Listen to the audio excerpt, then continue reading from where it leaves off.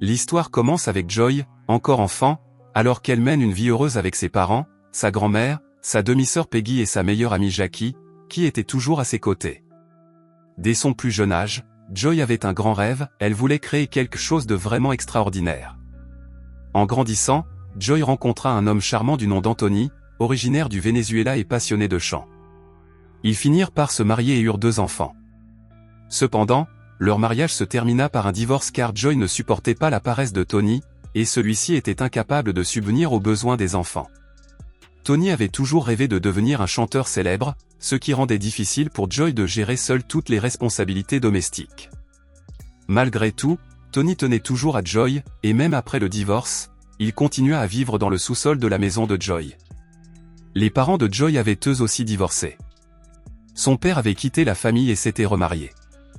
Depuis le divorce, la mère de Joy luttait contre la dépression et passait la plupart de son temps à regarder des feuilletons à la télévision.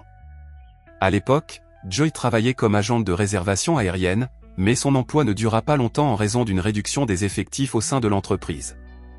La vie de Joy prend un nouveau tournant difficile lorsque son père, qui s'était remarié, divorce à nouveau et revient chez Joy à la recherche d'un endroit où loger. Sa mère est toujours aux prises avec les problèmes liés à son propre divorce. Malgré tout, Joy accueille quand même son père et lui suggère de s'installer à la cave avec Tony, son ex-mari. Leur rencontre se transforme rapidement en disputée. Pour maintenir la paix, Joy place un rouleau de papier de soie entre eux pour délimiter leurs espaces de couchage. Un soir, Joy se confie à son amie Jackie, lui racontant les nombreux problèmes au sein de sa famille. Quelques jours plus tard, Rudy décide de s'inscrire dans une agence matrimoniale car il se sent seul. On lui présente une riche veuve nommée Trudy. Pendant ce temps, la mère de Joy panique car il y a un problème avec l'évacuation dans sa chambre qui fait déborder l'eau. Pendant ce temps, Rudy et Trudy organisent leur premier rendez-vous. Lors de cette rencontre, les deux se sentent très en phase et décident d'entamer une relation amoureuse. Pour fêter ce nouveau chapitre, Trudy invite Rudy à faire une croisière à bord de son bateau privé et lui demande d'emmener sa famille. Le lendemain, alors que tout le monde s'amuse, le bateau gîte soudainement, ce qui fait que Joy casse accidentellement un verre. Elle commence à ramasser les morceaux mais se blesse à la main en le faisant. Cet incident fait que Joy se comporte de manière étrange, ce qui laisse penser à son entourage qu'elle est simplement épuisée. Lorsque Joy s'endort, elle a une inspiration soudaine. Elle s'imagine rencontrer une version plus jeune d'elle-même qui possède encore le potentiel de créer quelque chose de nouveau. La petite Joy rappelle à la Joy adulte qu'elle a gâché les 17 dernières années de sa vie. Joy se réveille en sursaut et insiste pour que Tony parte, car il n'est pas sain pour des personnes divorcées de continuer à vivre ensemble. Elle dit la même chose à son père, l'exhortant à se trouver un nouveau logement puisqu'il n'est plus marié à sa mère. Cependant, Rudy est réticent à partir, alors Joy propose un accord. Elle lui demande de l'aider à obtenir un prêt auprès de Trudy. Joy espère que Trudy investira dans son entreprise. Après que Rudy a parlé à Trudy, Joy est invitée à présenter son idée. Joy dévoile son concept du « Miracle Mop », une serpillière qui n'a pas besoin d'être essorée à la main car elle utilise un levier mécanique capable de s'essorer automatiquement. Cependant, il reste perplexe face à l'explication de Joy, qui repose principalement sur des croquis et des images. Joy crée alors un prototype à l'aide d'outils de fortune dans un atelier afin de mieux démontrer son concept. Cependant, obtenir un investissement de Trudy n'est pas aussi simple que Joy l'avait espéré. Joy commence à produire sa serpillière. Elle tente de le vendre au magasin d'électroménager et le propose à $20. Malheureusement, de nombreux magasins refusent son offre, certains vont même jusqu'à critiquer son produit et refusent de le vendre. Joy tente alors de vendre la serpillière elle-même sur le parking d'un supermarché, avec l'aide de sa fille et de Jackie. Malheureusement, personne ne l'achète et, finalement, les agents de sécurité leur demandent de partir. Tony remarque les difficultés de Joy et commence à éprouver de la sympathie pour son travail acharné.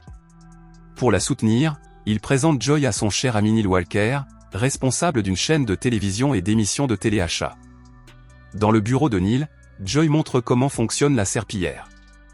Certains collègues de Neil pensent d'abord que l'invention est inutile, mais après avoir écouté Joy expliquer le produit, ils commencent peu à peu à l'apprécier. Neil s'y intéresse sincèrement et demande à Joy de produire 50 000 balais à franges pour les vendre dans l'une de ses émissions de télévision. Pour répondre à cette demande, Joy sollicite un financement supplémentaire auprès de Trudy. Au début, Trudy refuse car Joy a déjà des dettes en cours.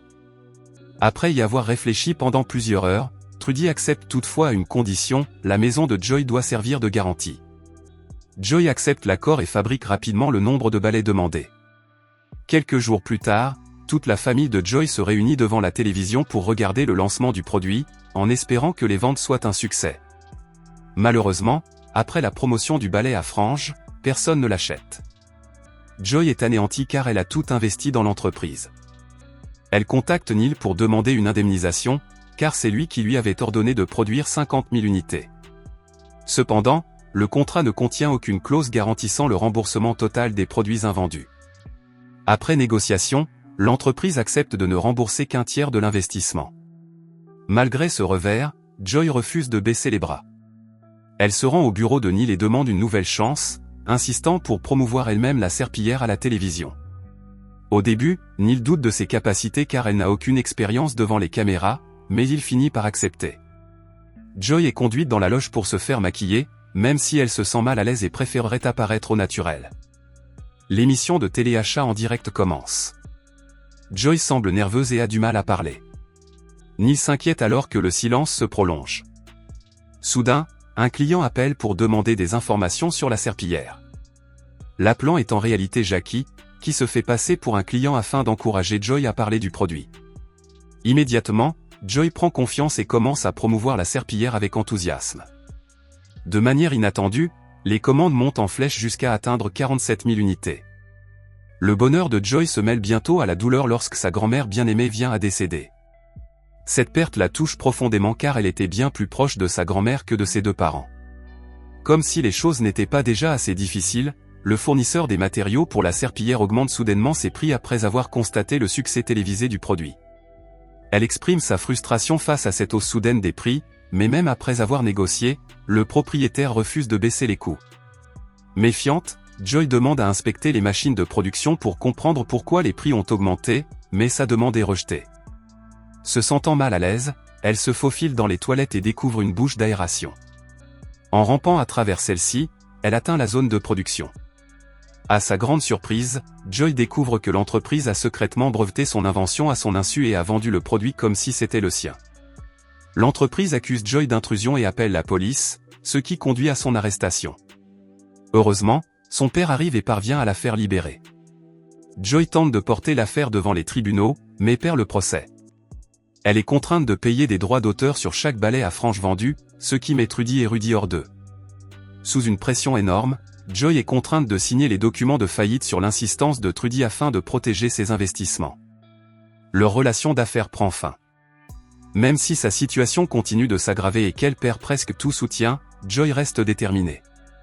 Elle se coupe les cheveux en signe de nouveau départ et commence à étudier le droit civil, le droit d'auteur et le droit des brevets. Au fil de ses recherches, Joy découvre des différences cruciales entre son projet original et la version brevetée par l'entreprise. Forte de ces preuves, Joy organise une rencontre avec le propriétaire de l'entreprise dans une chambre d'hôtel. Le propriétaire tente de l'intimider et va jusqu'à la menacer de mort, affirmant qu'il pourrait faire passer sa mort pour un suicide causé par des difficultés financières. Mais Joy refuse de céder. Elle explique calmement ses découvertes, en montrant en quoi son projet de balai à franges diffère du brevet de l'entreprise. Elle souligne qu'elle n'aurait pas dû payer de redevance et lui rappelle qu'elle détenait déjà les droits légaux sur l'invention. Joy l'avertit également que l'entreprise pourrait faire face à de graves conséquences juridiques pour fraude et vol de propriété intellectuelle. En entendant cela, le propriétaire prend peur et accepte de régler l'affaire à l'amiable. Il promet de rembourser les redevances, majorer des intérêts et des pénalités supplémentaires. Joy accepte de ne pas engager d'autres poursuites judiciaires à condition qu'il signe les documents qu'elle a préparés. Après avoir surmonté d'innombrables difficultés, la vie de Joy prend enfin un tournant positif. Elle devient une femme d'affaires très prospère qui continue de breveter de nouvelles inventions. Bien qu'elle soit devenue riche, Joy n'oublie jamais les épreuves qu'elle a traversées. Elle est fière d'aider les autres et respecte profondément ses collègues entrepreneurs.